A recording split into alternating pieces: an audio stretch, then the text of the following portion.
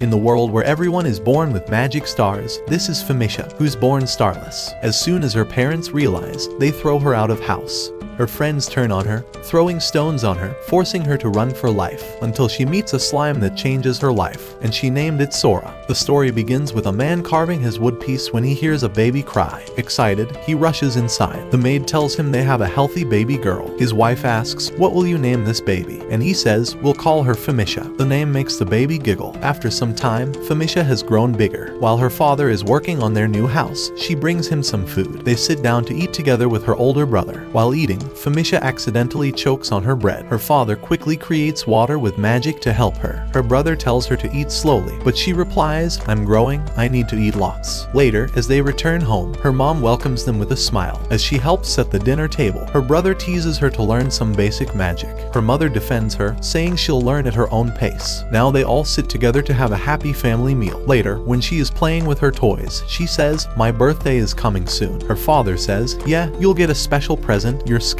Her mother asks, "Femisha, are you excited for your 5th birthday?" Just as they are having a family chit-chat, there's a knock at the door. It's Lady Luba from their village, who is a fortune teller. She says, "I've come to offer good wishes to Femisha for her birthday." Her mother welcomes her inside. The fortune teller recalls her visit to Femisha when she was just 2 years old. She says to her that she knows Femisha has memories of a past life and tells her not to tell anyone because it will cause problems. Femisha promises her. Back to the present. After finishing her good wishes prayer, the fortune teller says, "Now I'll take my leave." As she is leaving, she looks back, concerned. Then, the big day finally came. When Femisha turned 5, she was sitting in church with her parents. The priest says, "Today you will get your magical skill." He asks her to come and touch the holy water. After doing that, she steps back, and the priest utters some magical words to form a water bubble, through which he receives a divine message. He says, "This girl possesses the tamer skill, the ability to win over monsters." Her parents are happy, but when the priest looks for the number of stars, he is shocked to see that she gets no stars. The priest is disgusted by this. Her father says there must be some mistake, but the priest leaves, saying a divine message could never be mistaken. At home, her father is furious about this. He drinks and yells about how everyone in the family had stars except her. His wife tries to calm him, but he is so mad that he breaks Femisha's favorite toy, the one he had made for her. He questions his wife, asking if Femisha was really his daughter. This makes her cry. When Femisha tries to comfort her, her brother grabs her hand roughly, pulling her away. She calls out for her older sister, but her sister looks at her with disgust and ignores her. Her brother throws her out, telling her to disappear. The torment didn't end there.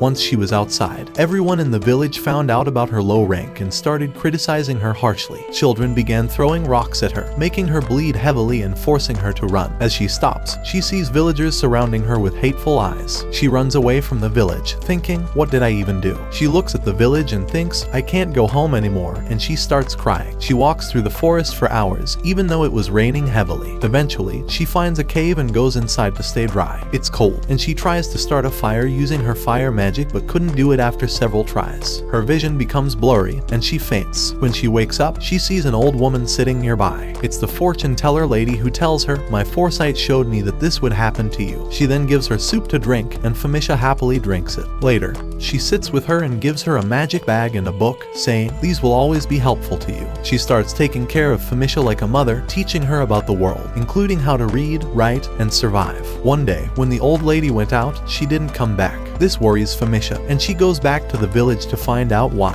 Her heart breaks when she overhears people saying the old woman died. Her father tells the village chief she should be killed because she was cursed with no star, which led to the old lady's death. This cruel betrayal destroys Femisha's spirit entirely. She imagines her mother saying, "It would have been better if you were never born." After that, the village chief gathers everyone and urges them to go after Femisha. She's the cause of the old lady's death. She runs to save her life, imagining her own people trying to kill her.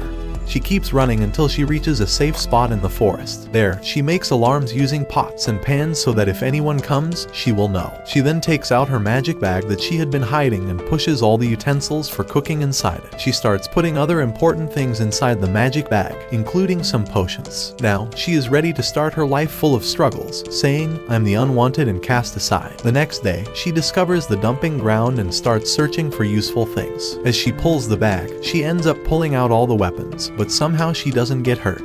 She looks inside and feels happy as she finds some clothes, a healing potion, and a map. Just as she starts putting things inside the bag, she overhears some men coming by. They instruct the slimes to clean the garbage. She runs away when she hears they are looking for her. While hiding, she is scared to learn there is a bounty on her, dead or alive. She thinks, the village head intends to kill me. She runs and spends the night under a tree. The next day, as she crosses the swampy water, the wind blows, and she almost falls but manages to stay upright. Suddenly, she sees slimes on her leg, and more slimes start appearing and attacking her. She runs to save herself, but the slimes keep following her. As she runs, her leg slips, and she starts rolling down, eventually falling down a hill. She gets stuck on a tree branch, which breaks, causing her to fall. She gets hurt but uses a healing potion to heal her wounds. When she gets up, she sees a beautiful lake in front of her. The water looks inviting to her tired body. She takes off her clothes and jumps in. The cool water feels nice, refreshing her. After bathing, she sits there, making up her mind. She decides she will live her life to the fullest. Quickly, she cuts her hair short for a boyish look, as traveling alone as a girl is dangerous. From her bag, she finds some manly clothes and puts them on. With her new look, she decides to change her name to Ivy, after the plant that thrives even if you step on it. The next day, while traveling, she is stopped by a noise coming from a green field. She approaches it and, as she gets closer, she discovers a cute slime hiding among the plants. She opens her book, wanting to know more about it. The book says it's a nameless slime and the weakest of its kind. She says, "You're the weakest of your kind, just like me." As she thinks of giving it a name, the wind blows hard, and the little slime falls from the 3 grass blades and onto the ground. Ivy sees how fragile it is, unable to get back up by itself.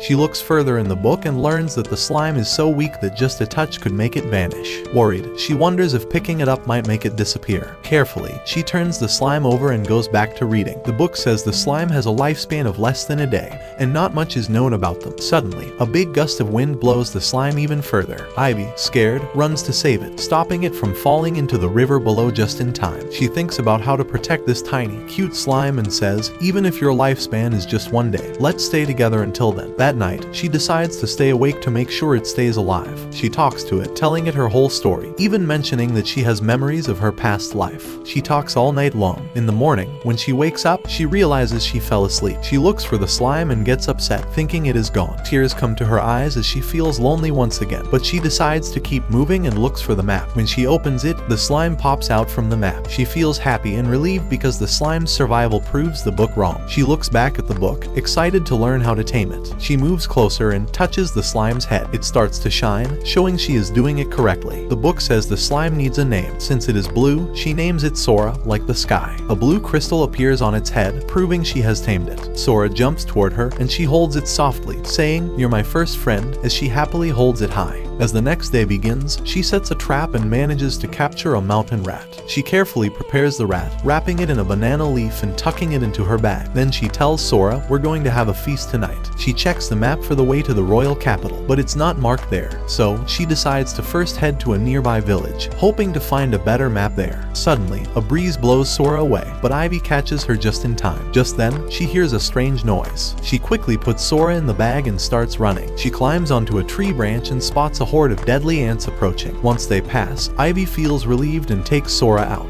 She's surprised to find that Sora has gotten a little bigger and heavier, but then she says, "Yikes, that hurt. I got cut by a branch earlier," putting Sora down. She looks for a blue potion to tend to her wounds. Since the potions are expired, one isn't enough, so she uses all of them. She looks for more but can't find any and says, "Sora, I must have lost some along the way." Ivy continues her journey and spots her wanted poster with a large bounty on her head. She tears the poster down, saying, "I'm not Famisha anymore." But then she sees more posters and keeps tearing them all down. When she reaches the village, Ivy notices everyone is using magic for even the simplest tasks. She keeps moving and spots a butcher shop. The idea of selling the mountain rat crosses her mind, but fear of being identified as Famisha makes her want to leave. However, the owner notices her and stops her. He asks, "What's wrong?" "I'm here to sell meat," she replies. As he inspects the meat, he says, "It smells fresh," revealing that he has a 2-star odor skill. She gives him all the meat she caught, and he hands her 100 dal coins, jokingly saying, "These are 100 million dals," confusing her. Ivy then goes to a bakery, feeling hungry. A lady comes out and asks, "What do you want to buy?" Ivy starts selecting bread, and the lady says, "That will be 20 dal." Ivy hands her the money and says, "Here's 20 million dal." The lady laughs, saying, "You're a funny boy." After getting her bread, Ivy happily walks away. She sits on a tree with Sora, divides the bread, and starts eating. But when she looks at Sora, it seems Sora doesn't want to eat it. The next day, they walk back into the forest to hunt mountain mountain mice. Just then, Ivy spots a dumping ground. There, she finds some healing potions, some expired, so she starts selecting which ones she can use. While Sora watches, Ivy sets the blue potions aside,